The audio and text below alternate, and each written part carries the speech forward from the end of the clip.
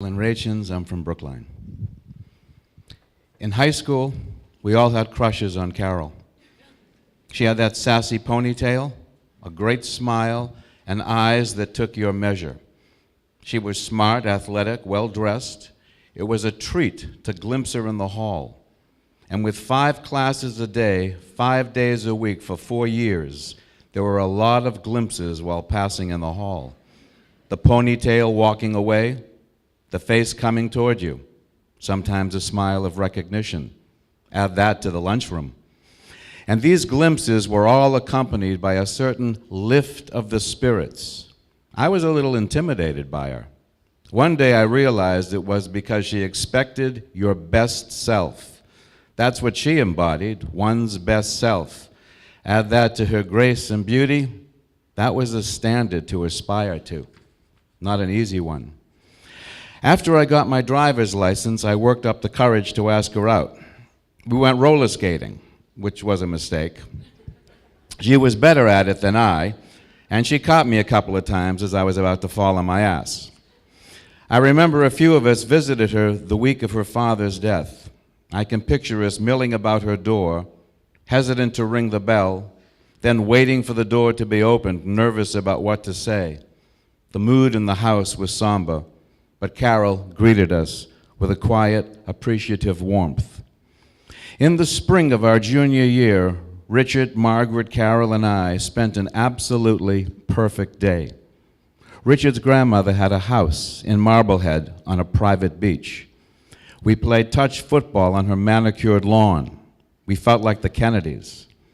We climbed on the rocks, went for a swim, then later a dinner out and a drive-in movie we saw From Here to Eternity. We had an expression in those days for a perfect moment. We'd say, that's an album cover. That was a day that was an album of album covers.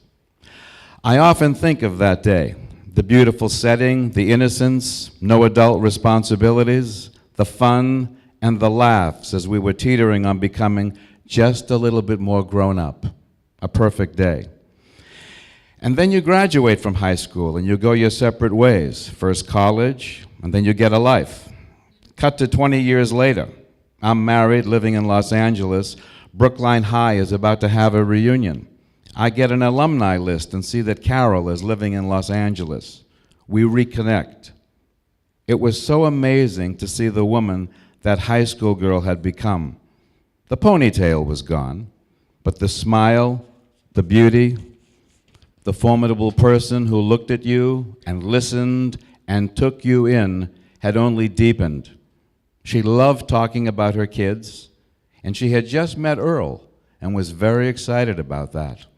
And she loved talking about the old days, high school memories, and who was doing what. It was a gift to see the life that had evolved. At our recent 50th reunion, she looked amazing, sitting there smiling at her friends.